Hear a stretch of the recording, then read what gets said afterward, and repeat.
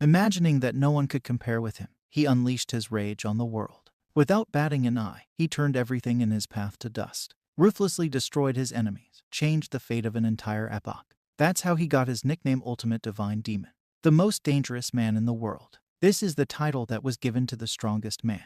Suddenly, the man's leg began to be covered with ice. There were 8 immortals standing in front of him. These are the 8 most worthy creatures protecting the Middle Lands. One of the immortals says that his innate craving for bloodshed is very strong. That's why he committed so many atrocities without batting an eye. If it were his will, he would punish this criminal right now. He is sorry that there was no one who could stop this horror. This is a great grief, but it seems that no one can kill this inhuman creature. The almighty spirit Dan Wuhyun. The man ordered to seal and hide it at the bottom of the deepest part of the Dinchonko Lake. 1,000 years have passed since his imprisonment in the ice. They bore the proud title of 8 immortals, but in fact the immortals were not interested in anything except feasting and entertainment. Dan Wuhyun didn't want to get a knife in the back from the likes. He changed his mind, believing that this was exactly what he was missing. Those who remembered him are no longer alive, because 1,000 years have passed. It's too long for people. He is not expected anywhere. He has nowhere to stay. He can only go forward, following the clouds driven by the wind. He's like a ghost stuck in the past. 1,000 years in captivity must not have been in vain. He has changed. When Dan Wuhyun came out of the village of Ak, which is located north of Hunan province, he found a little girl. Her heart is barely beating. Right now she is unlikely to die, but at best she has 2 hours left. Remembering himself at her age, Dan Wuhyun says that today this girl was lucky. Dan Wuhyun fills her with energy, which should be enough for her to overcome the critical moment. But the problem is that this way he will not be able to satisfy her physically, but only spiritually. In the neighborhood, he is unlikely to be able to find something edible, but in Dan Wuhyun's pockets he found a tanyak. This is a miraculous medicine created by the gods. Dan Wuhyun doesn't know if everything is okay with the medicine, because it has been with him for 1,000 years. If yes, then the girl will have a little stomachache, but there is a high probability that the pills are too strong and then the medicine will become poison. But if you leave the girl here in this state, she will definitely die. Dan Wuhyun still leaves, hoping for her luck. After a while, Dan Wuhyun sleeps under a tree. When he wakes up, he notices the girl to whom he gave the medicine. She holds something in front of her in a handkerchief. Dan Wuhyun asks her what is it. The girl says it's mandu, a dish of Korean cuisine. But why did she bring this? Does she want to thank him for saving her? Dan Wuhyun turns away from the girl and says he doesn't want to. This is something new for him, because the girl shows neither fear nor hostility. The next day it happened again. A day later they were eating together. And so 15 days passed. Every time Dan Wuhyun ate what this child brought, the girl's guileless smile was something completely incomprehensible to him. Unknown, but not bad at all. When Dan Wuhyun came to the village, he heard a man calling someone a scoundrel. A man beats a little girl with a stick and says that she is an impudent thief, and this has been repeated many times. He's going to show her what happens for stealing. People from the crowd say that it looks like she has been doing this for a long time. The girl asks to forgive her. The man asks who said that you can just steal a mandu from him like that. She would have to pay him back for everything she stole. Still so small, and already learned to steal. Dan Wuhyun realizes that she gave him everything she stole. The man tells her to quickly call her parents here. Dan Wuhyun kicks the man's leg and knocks the stick out of his hands. He left this place, leaving the man screaming in pain. Anger filled his heart. For 2 weeks he ate what this child brought, and he didn't even ask where she got it from. The girl gave him food day after day, and he just took it all. And now it turns out that the girl had to steal, and she was also brutally beaten for a few mandu.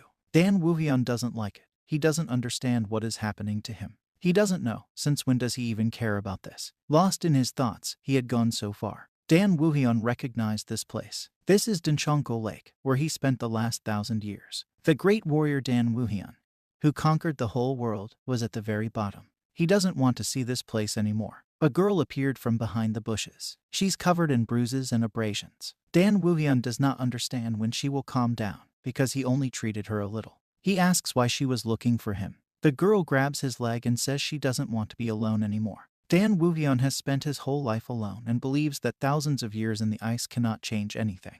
Dan Wuhyun asks what is her name.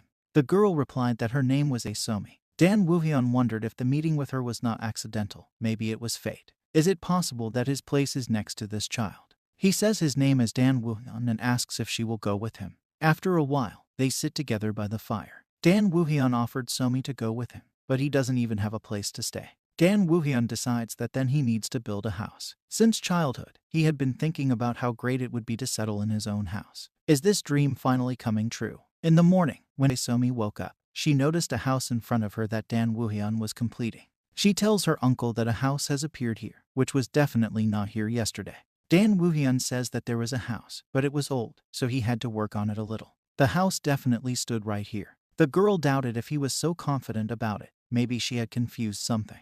Dan Woohyun, there's no point in deceiving her, is there? In addition, such a magnificent house cannot be built overnight, and yellow clay is incredibly difficult to get. Somi says that the house is so big and beautiful, and it's like she got into a palace. Dan Woohyun is glad that she liked it and says that he had to work hard to build it. Build? Dan Woohyun replied that he misspoke and wanted to say repair. The girl did not attach much importance to this and went on to examine the house. She asks why this house doesn't have a fence. Is that why no one lives in it? The next day, Somi looks at the fence in surprise. Dan Woohyun says that the fence has always been here from the very beginning. Somi replied that she had not said anything about it. She is amazed by the height of this fence. After that, she fell to the ground and sighed heavily. Dan Woohyun asks her what is it. Somi asks if Dan Woohyun doesn't think it's a little empty here without flowers and trees. The next day, standing in front of a large tree, Somi says that yesterday this tree is here. Dan Woohyun, without letting her finish, says that it was here. He believes that he still has a lot to do. We need a bed and other furniture necessary for a comfortable stay. Dan Woohyun also can't starve Somi, so you need to go fishing. Dan Woohyun realized that it turns out not to be so bad when life is full of worries. Somi just wanted to say something to her uncle, but Dan Woohyun tells her not to say anything. After a while she asks her uncle, what is he doing? Dan Woohyun responds by making a special barrel to take water treatments to keep the body clean.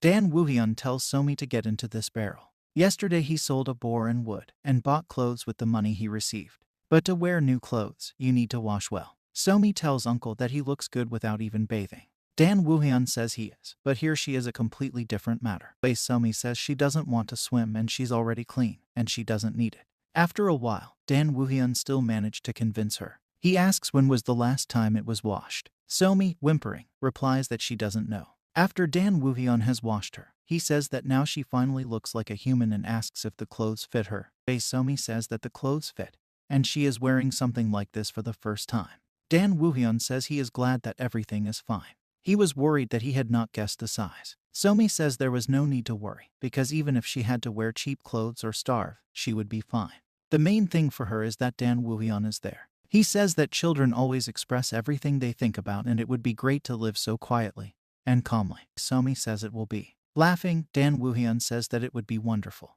At this time, people in the village of Akian say that some kind of palace appeared near the Dinchonko lake. Someone says that when he drove there last week, he didn't see anything like it. A young man asks if these rumors are true. His servant, bowing, says that he did not have the opportunity to see for himself, but people's rumor does not subside. The young guy says that he became interested. They say that a whole palace appeared there in just a couple of days. It seems to him that this is just groundless gossip, but he is not averse to taking a walk and at the same time to check how things really are. In the evening of this day, the young master goes with his servants to the lake. One of the servants says that their master is not in a good mood, because recently bandits who trade in the Hanam region have begun to attack villages more and more often.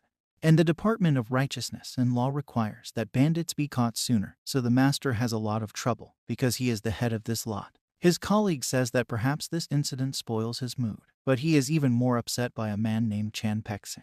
This man is the head of a gang of bandits. He has such a high level of martial arts that an ordinary warrior will not even be able to approach him. And he also rides a horse masterfully, so it's impossible to catch him, no matter how hard you try. Therefore, instead of Jang Peksan himself, his family members were captured, who were beheaded, and their heads were sent to the murderer in bags. Because of this, the bandit, driven by a thirst for revenge, completely out of control. But very soon they will get rid of this scum, disturbing the peace of the emperor and his subjects, and then there will be one less concern. The gentleman says that almost a year has passed since he last rested. At the same moment, they notice the palace built by Dan Woohyun. The master asks his subjects, do they see it too? There really is a palace here. One of the subjects falls on his knees and begs the great Amitabha to save them. Amitabha is one of the Mahayana Buddhas, the most revered figure in the Pure Land Buddhist school. One of the subjects asks, does a ghost really live here? His master asks, is it even possible? He orders the servants to go check. Suddenly, he feels a very strong energy behind him. Dan Wuhyun, who has just returned, says that he does not recall inviting anyone to visit him. The lord of these lands feels that a powerful energy emanates from Dan Wuhyun, backed up by long years of life. He asks Dan Wuhyun if he is the master of this palace. Dan Wuhyun says let's say and asks, who is he? The gentleman replies that his name is Hong Won-chan. He is the head of the Akian Shire. He believes that he has nothing to fear, because he came here as a legitimate representative of the interests of the empire. Dan Wuhyun introduced himself to him. Hong Won-chan asks, did he build the palace here? Dan Wuhyun says that he did not build anything, but only repaired it. The head says that this is actually state land. It is impossible to build a palace and live in it without permission. Can Dan Wuhyun still say that he didn't know about it? Dan Wuhyun asks, then why not just give him permission? Dan Wuhyun throws the carcass of the hare he killed in front of the head and says that this should be enough. Won-chan orders his men to arrest Dan Wuhyun immediately. Dan Wuhyun didn't want to mess with them, but it would be nice to observe. He is lucky that Somi is sleeping now. After that, they tied up Dan Wuhyun. Won-chan says that today he clearly ran into a superior opponent. He doesn't intend to let him go, so it's better for him to prepare in advance. If he decided that he could cheat the head of these lands, then he needs to keep in mind that he won't get away with it just like that. And maybe he won't come back at all. The head believes that there is something frightening in the look of Dan Wuhyun. He wants to get back and deal with it as soon as possible, and then he can rest. When they have walked some distance, the guard asks why Dan Wuhyun stopped. Did he decide to resist? At that moment, an arrow hit that guard's throat. Won-chan asks what's the matter. Before he could finish, a volley of arrows flew after that, which killed all the guards. A terrified Won-chan asks, what is going on? And who else is this? There is a whole army in front of him, and their leader was loudly calling Hong Won-chan. He says he noticed him wandering around without any fear, which is very rash on his part. Won-chan recognized the man as Chan Pek-san. He says that today Hong Won-chan will die by his hand. Won-chan understands that he is in danger. It's been half a year since Jang Baek-sen's family was captured and killed. At that time, Won-chan could not imagine that he himself would become his target. Looking at Dan Wuhyun, who is worried that they will wake Somi, he realizes that this guy is unlikely to help him, and he has only a sword with him from a decent weapon. He would never be able to stand up against so many people like that. In addition, the warriors under the leadership of Chan Pek-sen must have outstanding skills. One of the warriors suggests that the boss finish off Won-chan to avenge the death of his family. The second warrior agrees and says that he will tear off Won-chan's limbs and let him feed the dogs. Won-chan begs to be spared. Jang Baek-sen says he has been waiting for a very long time for the moment when he will hear a plea for mercy from Won-chan. He laughed and asked, could this day have gotten any better? He really wanted to look at his face distorted with fear. Chan Pek-sen grabbed Won-chan by the hair and says that he will not get out of here alive, because today is the day of remembrance of the ancestors, and they need offerings. He orders his warriors to take him away to show him what hell is. Won-chan asks Dan Wuhyun to help him and says he will do anything if he helps. One of the warriors, pointing at Dan Wuhyun, asks the boss what to do with him. Chan Pek-sen examined him and understood everything. He cut the rope and said that Dan Wuhyun was very lucky today, because if it wasn't for him, everything would have ended quite sadly. Won-chan, who is being carried away by the warriors, continues to beg for help. He will do whatever Dan Wuhyun wants if he helps. Dan Wuhyun thinks it's none of his business, but still asks the bearded man to wait a second. Chan Pek-sen turned around and asked this puppy, what did he say? Dan Wuhyun asks what Jang Baek-sen is going to do with Won-chan. He replied that they would kill Won-chan just like he killed his family. Dan Wuhyun says that if you think about it, compared to the head of the Shire, Chan Pek-sen has killed many more people. It turns out that Won-chan was just trying to avenge all those who fell by his hand, right? The warriors rebelled at such insolence. Jang Baek-sen stopped them and asked Dan Wuhyun if he wanted to help the head then. Dan Wuhyun noticed that there were about 50 people here, after which he asked the head if he wanted to live. He will help, but with one condition. If he doesn't give him any more problems and forgets about his house. The warriors ask this idiot, what did he say there? Dan Wuhyun asks Won-chan if this is a good deal. He replied that if he helped, he would do everything. But Won-chan gets kicked, and they tell that freak to shut up. Dan Wuhyun says he's giving them a chance, and if they back off, no one will get hurt. One of the Jang Pek-sen warriors asks, is that it, then? What kind of bullshit is this? He shouts that he will kill Dan Wuhyun and strikes with his sword. But Dan Wuhyun dodged this attack and sent the attacker flying to the rest of the warriors with one blow. Everyone came running to Chang Wu. The warriors can't believe it, because Chang Wu is one of the 3 strongest fighters in their gang. Jang Baek-sen doesn't understand how such a guy ended up tied up. He may even be stronger than himself, but the numerical advantage is on their side, and strength lies in quantity. Shan Pek-sen has come out alive many times from fights with opponents who surpass him in strength. He wants to deal with Dan Wuhyun in one blow. The bandits attacked him all together. Dan Wuhyun thought for a moment, is it worth taking their lives? It wouldn't be difficult to kill these people. As soon as he waves his hand, the opponents will fall. But the thought that he would have to shed blood again worried him, and the warrior's heart was filled with doubts. But it was impossible to delay. A large column of dust rose. When it dissipated, Dan Wuhyun finished off the surviving warrior. Jang Pek-sen couldn't believe his own eyes. Throwing the sword into the air, Dan Wuhyun threw the sword at him. The fragments of the blade scattered, destroying all of Jang Pek-sen's subordinates. An ordinary person wouldn't even have time to realize what had happened. He's scared to imagine what else this guy is capable of. Dan Wuhyun is different from all the masters he has met before. He won't even be able to get a step closer to him, let alone revenge. The moment Jang Pek-sen realized this, he took off, leaving his fallen warriors lying on the ground. It was the first time in his life that Chan Pek-sen had so shamefully fled from the battlefield.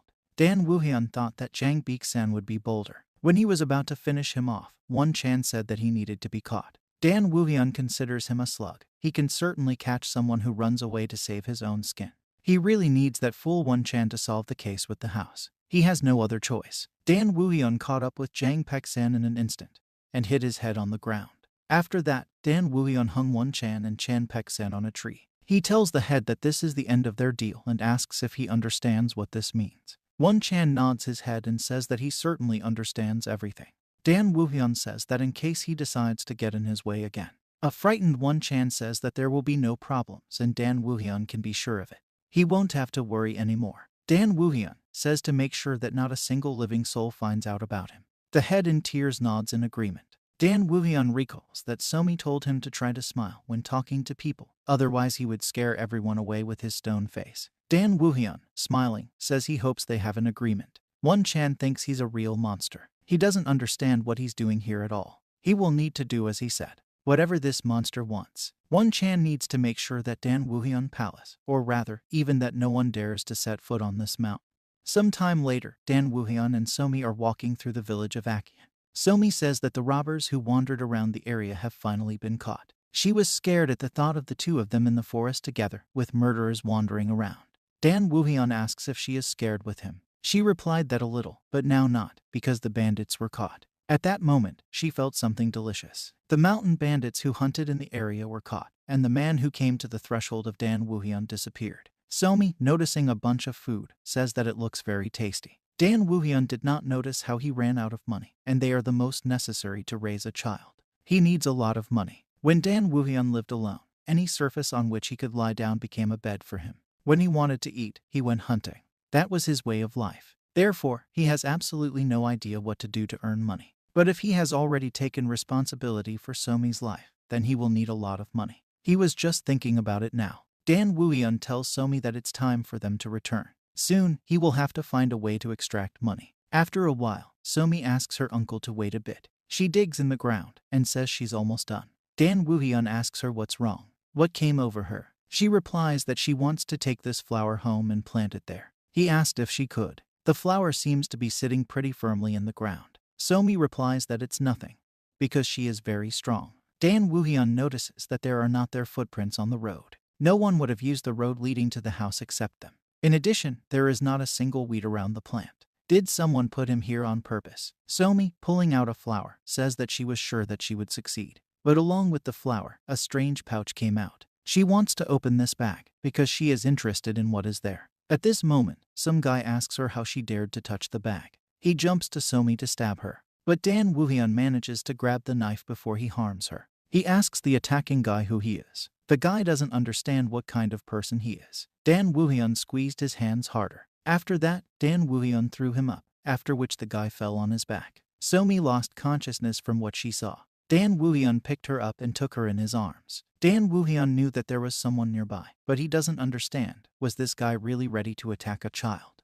If he had hurt Somi, then Dan Wuhyun would have killed this klutz right away. But it seems that the guy just wanted to scare her. Besides, he doesn't look like a brainless bandit. Dan Wuhyun looks at the flower bag and does not understand what is there that he was ready to rush at them with a knife in his hands. Opening the pouch slightly and seeing the contents, Dan Wuhyun understood everything. Dan Woohyun lifted the guy on his shoulder and decided that he could be useful to him. In the evening of the same day, the guy came to himself in the house of Dan Woohyun. He asks where he is. Dan Woohyun told the guy what his name was. The guy felt creepy from his gaze. One glance was enough to sense the sinister energy emanating from him. Dan Woohyun says that when the guy attacked Somi, he was going to kill him on the spot. He asks the guy if he knows the reason why Dan Woohyun changed his mind. The guy asks him to tell. Dan Woohyun says that everyone's life has a price. Does he know how much his life is worth? Guy he replied that his life was worth about 1,000,000 nanas. Dan Woohyun replied that it's quite a lot. The guy replies that he has nothing to hide. That is. Dan Woohyun agrees with him and says that at best he would pass for a thief, so he would think carefully before giving one of the nanas for him. But he decided for himself how much his life is worth. And because of his self-confidence, the price of his life is 1,000,000 nanas. Another 4,000,000 nanas for Dan Woohyun to forgive the attempted murder of Somi. There are 5,000,000 nanas in total. This is the amount he will have to pay if he wants to live. At this time, the girls offer Won-chan delicious dishes and say what a good fellow he is. Won-chan thanked them, but said that it was time for him to go because state affairs were not waiting. As soon as Won-chan came out of the door, he began to think what he should do. Now everyone looks at him in a completely different way. Of course, this was to be expected, since he had caught the villain Jang Beek-san. But the problem is that Won-chan is exaggeratedly praised as a national hero, and even in the detective department he began to be treated with great confidence. An employee of the department said that not so long ago a golden Buddha statue was stolen from them, and this is clearly the work of a criminal with outstanding skills. This investigation needs to be conducted in the strictest secrecy, and the agency asks Won-chan to help them with this. After all, even when all his warriors fell, he stood alone against Chan Pek-san and was able to capture him. It's good that they have such a capable person in their service. Won-chan will help them, won't he? Won-chan understands that if the statue was stolen, then it will be hidden until the very end. Why did they decide to entrust this case to him? Won-chan curses this thief. The beaten Jang Samti does not understand why all these trials have fallen on him. Last night, Jang Samti doesn't understand anything. If you add 1,000,000 to 1,000,000, it will become 2,000,000. Where did Dan Woohyun calculate 5,000,000? In addition, although Jang Samti has earned his whole life by stealing jewelry, he has never had even 1,000,000 nanas in his hands. Judging by Dan Woohyun's look, he's not joking. Jang Samti says that now he has no money, but later he will definitely give everything, so he asks not to kill him and falls to his knees. Jang Samti knows how to clean, wash clothes, keep house. For some reason, it seems to him that the person standing in front of him can kill him at any moment if he doesn't like something. And it's still so early for him to die. In addition to household duties, Jang Samti knows how to cook well. Dan Woohyun recalled how Somi told him that she honestly wasn't hungry when she saw his burnt dish. In this case, Jang Samti's belongings will be kept by Dan Woohyun until he pays everything. If Jang Samti tries to escape, then Dan Woohyun will double the amount. Jang Samti is sure that this damned fraudster will not succeed. He only needs to survive this turning point, and the chance to escape will definitely appear. At this moment, that's how Jang Samti became a slave. It's been almost a week now, and this asshole, damn him, makes Jang Samti work all day without a break. If it wasn't for that little weasel Somi, then no one would have noticed Jang Samti's hiding place, and certainly he wouldn't have had to pay such a huge amount of money. There is almost no time left, and Jang Samti needs to put everything back in place before the merchant arrives. Jang Samti risked his life to pull off this scam and hide the stolen goods. It's a golden Buddha statue. Jang Samti has prepared a great lunch. Somi's eyes are ready to fall out from the beauty she saw. Dan Woohyun said that it would be better for Jang Samti to become a cook than a thief. In this case, his salary will be 3 nanas per month. Jang Samti thanked him, and he thought that Dan Woohyun is a complete freak since he makes a person work like a dam for such a penny. Jang Samti has already found the place where Dan Woohyun hid the statue. The statue lies on a wooden crossbar near the ceiling. Now Jang Samti has only to wait for the right opportunity to steal the statue and escape. Dan Woohyun told Somi one quote, "Sun Wukong, whether dead or alive, is always in the palm of the Buddha's hand." We are talking about the Monkey King Sun Wukong from the novel called Journey to the West. No matter how he tries to escape, nothing will work. Jang Samti is also aware of this, right? Poor Sun Wukong. He could have easily escaped if it wasn't for the golden hoop on his head. Jang Samti didn't even think that one day he would have to do laundry and cleaning. He is a great robber who robbed the investigative department, which no one has ever attributed. He's not some petty thief. He only needs to make up his mind, and then he will immediately run away from here. There is no one in this world who could catch him. Jang Samti couldn't stand it and threw the rag on the floor out of anger. He still can't come to terms with the idea that he has to work here for these pennies.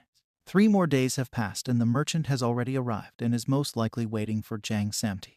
If he's late, he's finished. Or maybe not. After all, if he stays in this god-forsaken estate, he will never be caught. But even if Chang Sang-ti gets caught, he has nothing to worry about next to Dan Wuhan.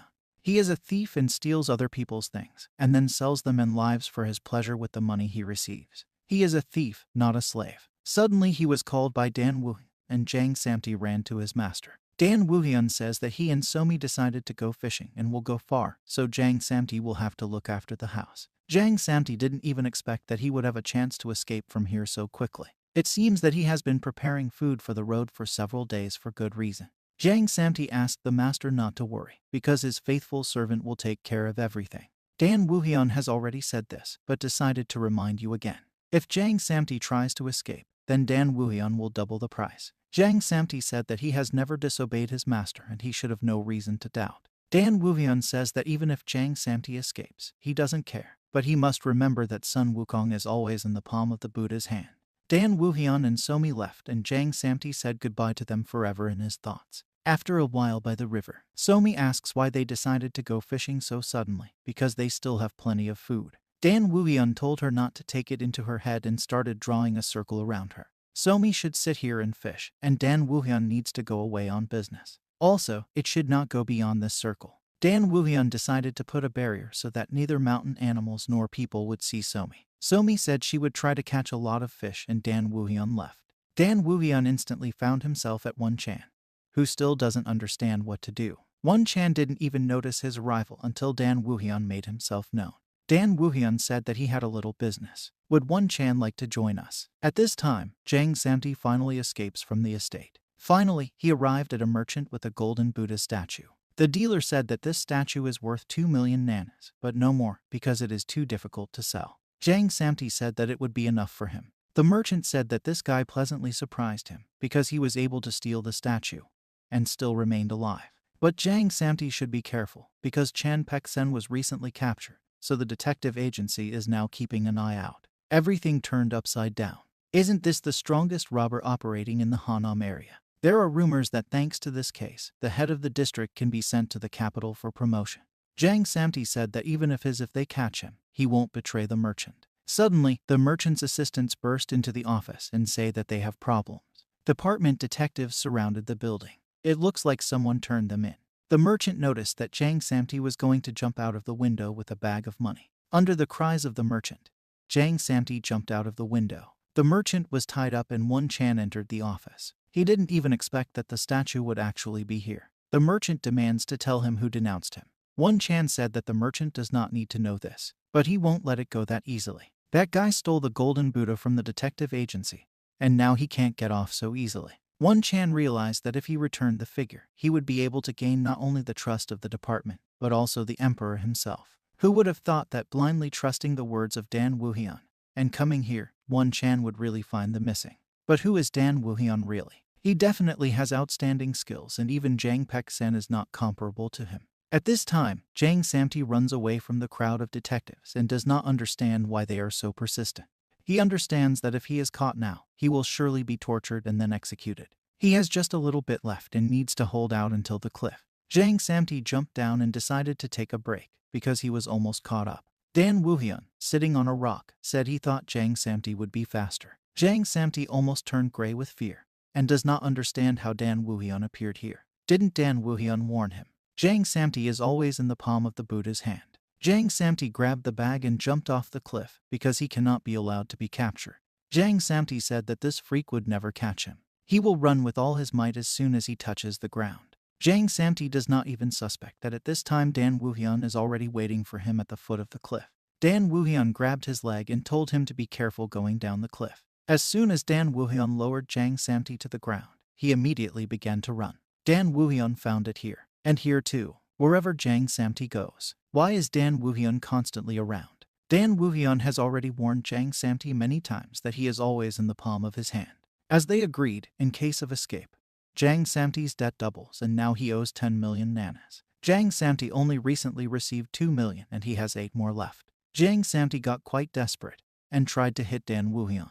Dan Wuyan at this time remembered that he still had not received the reward that was promised for the capture of Jang Bixin. I'll have to buy Somi a snack with this money. After a while, Jang Samti cleans the house again and says that he is tired of all this. Somi watches as the house begins to sparkle with cleanliness. After an unsuccessful escape, this monster started using Jang Samti as he pleases for an unfortunate 3 nanas a month. But, of course, all the money that Jang Samti earns goes to repay the debt. Jang Samti abandoned the idea of hiding, because after several unsuccessful attempts to escape, he was only beaten repeatedly, but never succeeded in his endeavors. Since the cleaning is over, Jang Samti will have to go shopping. He went outside and does not understand why this palace is in such a wilderness. If Jang Samti wants to be home before Dan Wuyan returns from hunting, then he will have to use King Gong to make it in time. King Gong is a martial technique that allows you to make the body very light in weight by changing the distribution of the energy flow. Suddenly, he felt that someone was looking right at the back of his head. Turning around, Jang Samti found Somi there, who at the same moment hid behind a tree in the hope that he did not notice her. Jang Samti, of course, noticed her and asked why she was following him. Somi didn't say anything and only laughed awkwardly in response. Jang Samti said that it's not funny and Somi needs to go home, because if something happens to her, he will be killed on the spot. Somi said she doesn't want to be alone. Jang Samti apologized and said he couldn't carry her around the market with him. As he already said, if something happens to Somi, then no one will stop this nutcase. Somi promised that she would not move away from Jang Samti one step. Dan Wuyan should be back from hunting very soon. But Jang Samti somehow does not want to send the child back alone. Besides, there are a lot of wild animals roaming around. In that case, Jang Samti sat Somi on his shoulders and told her to hold on tight and always be there. Somi saw fruits on the tree that could be eaten, but at the same second they were chased by ferocious boars. On the way, Somi fell asleep on Jang Samti's shoulders and woke up only when they were almost at the market. Jang Samti noticed a lot of bandits in the market. Previously, it seemed to Jang Samti that the market was quieter and not so dirty, but since they caught the merchant who was keeping everything in order here, then everything becomes clear. The dealer was caught selling a golden Buddha statue belonging to the detective agency, and the poor man's throat must have already been cut. Jang Samti suddenly wondered what would have happened to him if he himself had been caught missing that thing. Suddenly, someone tore Somi off his shoulders. The bald bandit said he was taking this toddler with him. Jang Samti realized that today was his last day on this earth. He immediately started chasing after this bald jerk and saw that he was using King Gong.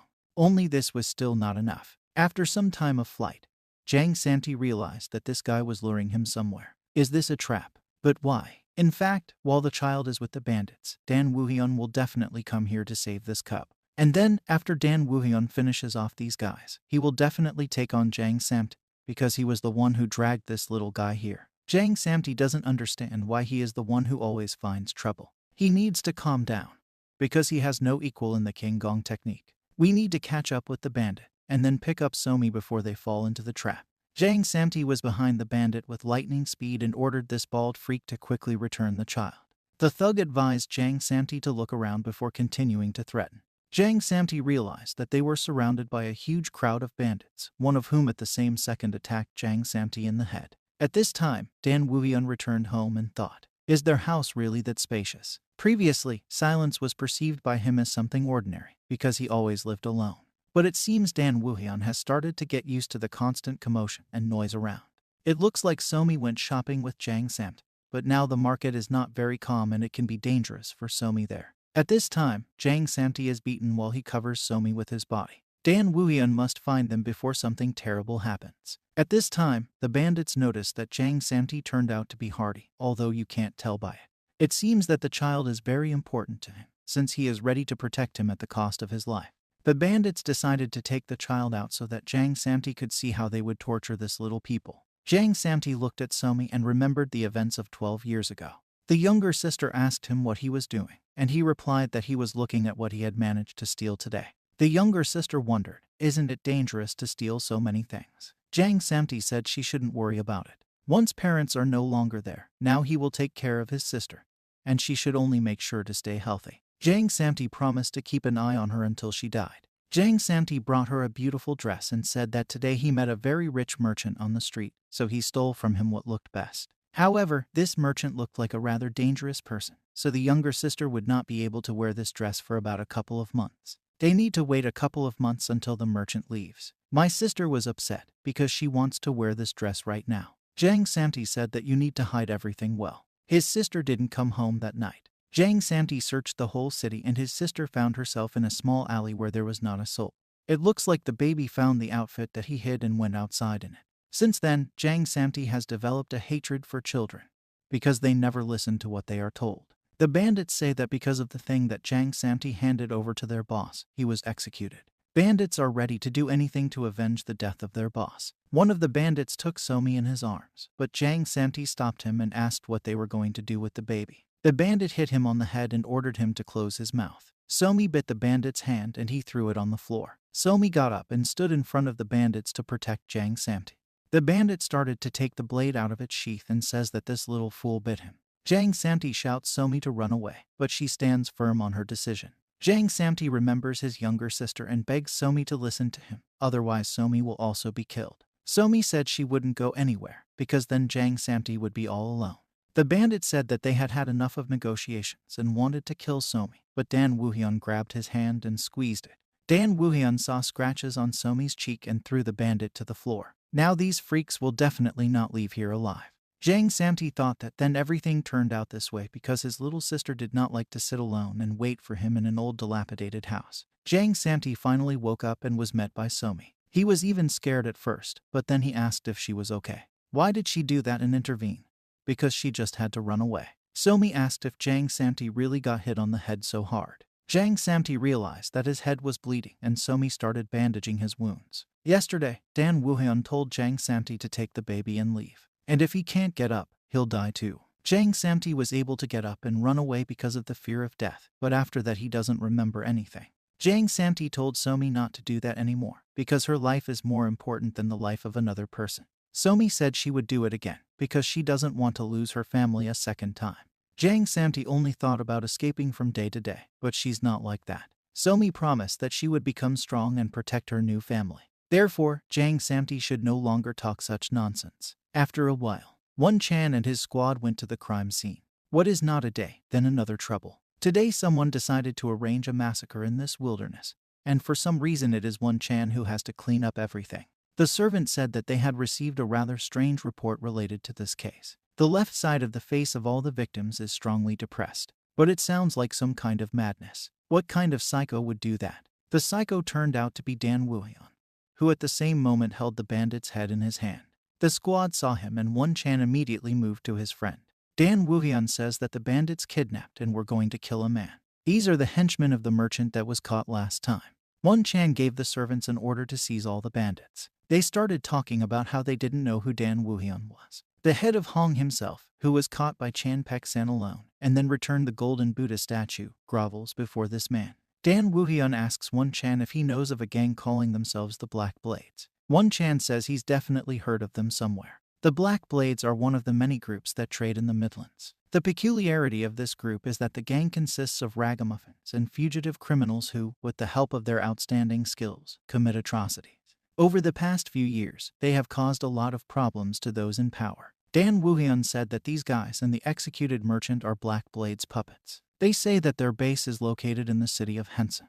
Dan Woohyun put his hand on Won Chan's shoulder and said that he and these guys have one unfinished business. Won Chan won't refuse to help, right? After some time in the city of Henson, the servant tells the chief that the warriors will arrive any minute. The head of the Black Blades branch in Hana, named Yak Hyuk-san, said that there would also be a fuss from above soon. They spent a lot of time and money on this damn merchant. The servant said that the most gifted fighters were sent to this case, and they could not fail. Yak Hyuk-sen wants to wring the neck of this damn thief as soon as possible. Recently, Chan Pek-san was captured, who showed great promise, and then the merchant also fell into the clutches of detectives from the department. The gang's business has been going from bad to worse lately. At the same moment, Dan Woohyun burst into the building. The servant was almost speechless from what he saw. The dust from the impact dissipated and Dan Woohyun appeared in front of them. Yak Hyuk-sen only managed to ask who he was, and the next moment he was beaten on the floor. Dan Woohyun ordered detectives to arrest Yak Hyuk-sen. Detectives can't believe that this is really the leader of those very blades. Dan Woohyun saw the coins that fell out of Yak Hyuk-sen's pocket and remembered about the starving Somi and Jang Samti. Dan Woohyun stopped the detectives and started collecting coins. It would be nice to get some money for the work done, because Dan Woohyun needs to feed Somi. He got himself all sorts of stuff and said it was time for him to go. That's how Dan Woohyun managed to raise a whole bunch of money in order to take care of Somi and Jang Samti. 3 months later, summer has come. Thanks to the values obtained from the Black Daggers, they lived in prosperity and abundance. There is one small problem. The former Somi and Jang Samti are no longer recognizable. The fact is that they have gained a lot of weight. In fact, the origins of this problem lay in Dan Woohyun himself. He bought them an immeasurable amount of food and every day they had a dense 3 meals a day. That's the end result. Since both of them had to starve in their lives, they could not get enough. Besides, Jang Samti's culinary skills were really on top. In such conditions, it was simply impossible to stay in shape. Dan Woohyun understands that Somi and Jang Samti are very ordinary people and if this continues, it can harm their health. Dan Woohyun called these balloons to him and said that from today he would teach Jang Samti martial arts. Jang Samti can't believe that such a great master will teach him. This also applies to Somi. Now they have to go to the market and buy martial arts books. Jang Samti said that the junk that is sold in the market is no good. Dan Woohyun told them to go and buy, because these books are just perfect for their level. After a while, they brought a bunch of scrolls. Taiji Fist and Taiji Sword is a Chinese martial art. Dan Woohyun has heard about it somewhere, but he can't remember it in any way. Jang Samti said that these are the basics, the teachings that shamans practice in the 9 great schools. Dan Woohyun laughed with those shamans and said that Zhang Senfeng is a funny name. Zhang Senfeng is a Chinese Taoist who achieved immortality. Jang Samti thought that hearing such a thing, the shamans themselves would have drawn their swords at the same second in order to defend their own honor. Dan Woohyun flipped through the book and ordered his students to start training. They are already pretty tired and Dan Woohyun said that they move very strangely. But wasn't that what was shown in the book? Dan Woohyun said that it's not enough just to repeat the movements, because it's too boring. Initially, there was no true path that a warrior must follow to master martial arts. People independently came up with combat techniques, and then wrote down information about them on paper so as not to stray from the intended path. Students are free to move as they please and so they will be able to find their own way. After a while, Jang Samti gave up and said he was going to starve to death. Somi shows Dan Woohyun his sword attack and says that you can even hear the wind blowing from it. Dan Woohyun patted her and said that she clearly has the makings of a martial artist. Initially, Dan Woohyun had no intention of teaching Somi, and he just wanted her to start moving more to stay healthy. If Somi continues in the same spirit, it will return to its former form very soon. Dan Woohyun's happiness didn't last long. His students again began to sweep away all the food that is on the table, believing that they did a great job, so they deserved a good meal. Dan Woohyun even began to feel that they were even thicker than they were before training. In the end, thanks to hard training, the students safely returned to their normal weight.